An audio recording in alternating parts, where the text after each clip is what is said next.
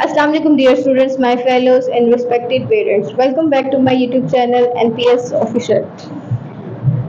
Previous आपने video जो देखी थी वो हमने टेंसेस की टू टाइप्स पढ़ी थी, जो थी फ्यूचर और प्रेजेंट और पास्ट इंडेफिनिट। अब हम जो आपके सामने बोर्ड आपको नज़र आ रहा है वो फ्यूचर इंडेफिनिट टेंसेस का है, जिसके बारे में आप जानेंगे कि जो फ्यूचर इंडेफिनिट है वो कोई आने वाला दौर है जिसके हम बारे में सोचते हैं या हमने सोचा होता है कि हम ये आने वाले दौर में ये चीज़ कर सकते हैं या करेंगे। नाउ हमने जो पीछे आपकी जो वीडियोस आई थी प्रेजेंट और पास्ट इंडेफिनिटली, उम्मीद है कि आपने उससे बहुत ज़्यादा नॉलेज लिया होगा।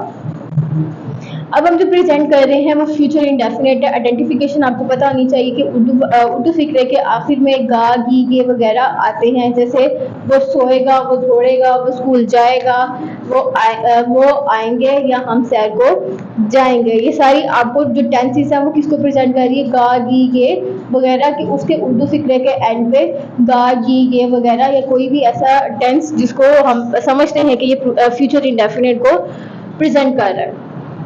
अब हम आएंगे स्ट्रक्चर की तरफ। ये स्ट्रक्चर क्या होता है, हमने जो पढ़ा था वो प्रेजेंट और फ्यूचर में पढ़ा था कि स्ट्रक्चर क्या होता है। सबसे पहले हमने जो सेंटेंस पढ़ा था वो एफर्मेटिव यानी पॉजिटिव सेंटेंसेस जो किसी सिंपल सेंटेंस को प्रेजेंट कर रहा होता है या सिंपल सेंटेंस होता है, ना तो उसमें कोई सवालिया निशान पूछा जाता है या ना तो उसमें कोई नोट या मनफी तरीके से कोई प्रेजेंट किया जाता है उस सेंटेंस को।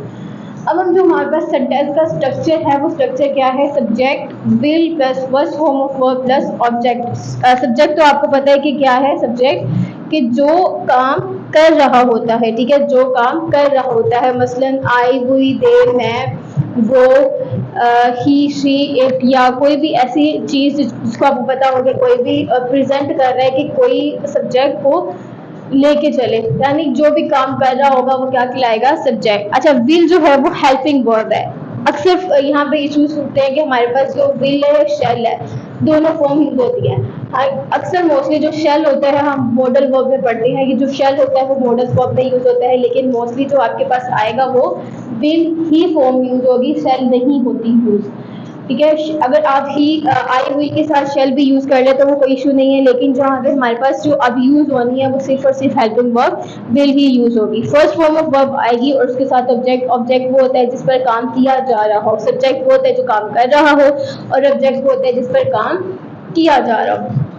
अच्छा, एग्जाम्पल्स हम लेते हैं। मैं खत लिखूंगा, मैं खत लिखूंगा, मैं क्या था, सब्जेक्ट है। आगे खत क्या है, ऑब्जेक्ट है। मैं खत लिखूंगा, I will write a letter. I क्या था, सब्जेक्ट था। विल क्या है, हेल्पिंग वर्ब है। Write first form of verb और लेटर ऑब्जेक्ट मतलब उस पर काम किया जा रहा है। अक्सर मोस्टली राइट, रिटन और रिटर्न और फर्स्ट सेकंड फॉर्म और फिर थर्ड फॉर्म आती है। रिटर्न क्या है हमारे पास, फर्स्ट फॉर्म और सेकंड फॉर्म, मतलब सेकंड फॉर्म नहीं आएगी इसमें, फर्स्ट फॉर्म ही अक्सर मोस्टली यूज होती है फ्यूचर इंडेफिनिट। हम ये नज़म जुबानी याद करेंगे, we will learn this poem by heart. We हम नज़म पोइम जुबानी याद बाय हार्ट करेंगे और करेंगे बिल्कुल। आपके पास जो करेंगे वो सब्जेक्ट वो हेल्पिंग वर्ब है, वो हेल्पिंग वर्ब क्या है, विल है। नीचे हमने कंपैरिजन लिखा है, जो कंपैरिजन हम पढ़ेंगे विल और शेल का। विल अक्सर विल जो है आपको पता था पीछे के ही, शी, इट और दे सिंगुलर प्रोनाउंस में यूज होता है और शेल सिर्फ और सिर्फ आई और वी में यूज होता है। अब जो है आपका कंफ्यूजन हटाने के लिए आपको बताया कि शेल नहीं अब यूज होता, अब यूज होता है वो सिर्फ और सिर्फ मॉडल वर्ब के लिए। लेकिन अगर आप आई हुई के साथ शेल डाल भी देंगे तो वो कोई इशू नहीं है, लेकिन आगे हमने पढ़ना है। लेकिन अब आपने मोस्टली विल ही डालना है, शेल का आपने हम कॉन्सेप्ट खत्म कर दिया है फ्यूचर इंडेफिनिट में और अब सिर्फ मॉडल वर्ब के साथ ही शेल यूज किया जाएगा। नेगेटिव सेंटेंसेस क्या है, shell plus will plus not first form of verb और ऑब्जेक्ट। आपको पता है कि जो हमारे पास नेगेटिव है वो सब्जेक्ट, नेगेटिव के साथ नॉट आता है मतलब मनफी यूज होता है, जैसे वो चाय नहीं बनाएगी, she will not take tea. Not आ गया है, नहीं आया है, तो हमें पता है कि हमारे पास नेगेटिव सेंटेंसेस हैं, ठीक है। शी वो, चाय टी टेक, बनाना, विल नॉट जो हमारे पास पता है कि हमारे पास ये फंक्शन के तौर पर यूज हो रहा है, मतलब form of verb helping verb के लिए यूज हो रहा है। आगे है असलम रकम अदा नहीं करेगा। Aslam will not pay the amount. Aslam के साथ क्या आएगा? विल नॉट, नहीं, नॉट किसको प्रेजेंट कर रहा है? नेगेटिव सेंटेंसेस को। अब नेक्स्ट है, अब मैं किसी को गाली नहीं दूंगा। I will not abuse anyone now. Abuse गाली देना, I will abuse anyone now. Interrogative sentences में क्या है कि हमारे पास जो हेल्पिंग वर्ब होता है वो मोस्टली पहले आता है, ठीक है। हेल्पिंग वर्ब क्या है? हमारे पास पहले आता है, और उसके बाद subject plus first form of verb plus object and then question mark आ जाएगा। क्या मैं अपना काम करूंगा? Will I do my work. I के साथ अगर मोस्टली मैंने आपको पीछे भी बताया था कि आई के साथ अगर शेल डाल लें तो कोई इशू नहीं है, लेकिन अगर हम विल डालेंगे तो ज़्यादा बेस्ट होगा। Will I do my work, मैं अपना काम करूंगा, क्वेश्चन मार्क एंड पे लाजमी आता है। अगर आप क्वेश्चन मार्क नहीं डालेंगे तो हमारा ये सेंटेंस थोड़ा बहुत ढोंग हो सकता है कि इसका पता चलना चाहिए कि ये क्वेश्चन मार्क है और हमसे सवाल पूछा जा रहा है।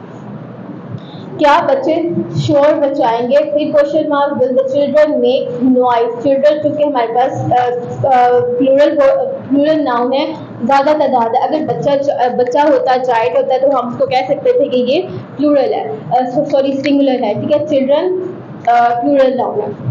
आगे आपके पास, आपको पिछली वीडियो में मैंने आपको कुछ एक्सरसाइज दी थी पास्ट इंडेफिनिट में। आई होप सो कि आपने उसको भी खुद किया होगा और आपको अच्छी तरीके से उसकी समझ आई होगी। इस तरह हमारे पास अभी एक्सरसाइज है। मौसम बहार में फूल खिलेंगे, तुम खाना खाओगे, वो दवा नहीं पिएगा, आयशा आम नहीं खाएगी, क्या मैं उसका पीछा करूंगा, क्या वो अपने दांत साफ करेंगे।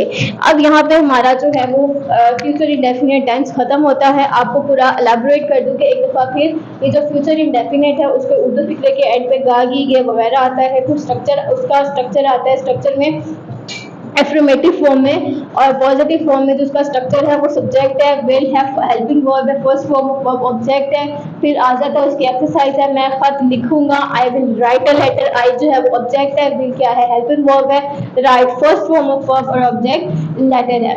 हम ये नज़म ज़ुबानी याद करेंगे। We will learn this point by heart. Will shall का आपको मैंने कंपैरिजन बताया कि शेल जो होता है वो मोस्टली मॉडल वर्ब के साथ यूज किया जाता है, लेकिन अब इसका कॉन्सेप्ट खत्म हो गया है। लेकिन अब जो है वो सिर्फ और सिर्फ एक ही हेल्पिंग वर्ब है, वो क्या है? Will.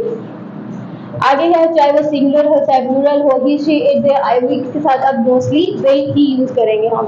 Negative sentences will subject will not plus first form of not जब आएगा तो हमें पता होना चाहिए, हमें क्लियर हो जाता है कि हमारे पास ये नेगेटिव सेंटेंसेस ही है। वो चाहे नहीं बनाएगी, she will not take tea. Aslam रकम अदा नहीं करेगा, Aslam will not pay the amount.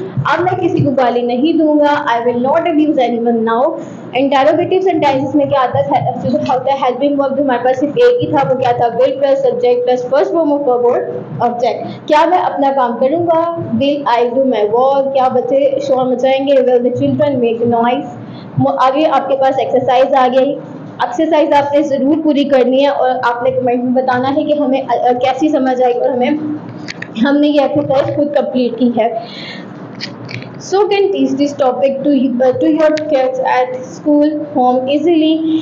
If you found this video helpful, then do not forget to share it with your fellow friends and families. Till my next video, take care. Allah Hafiz.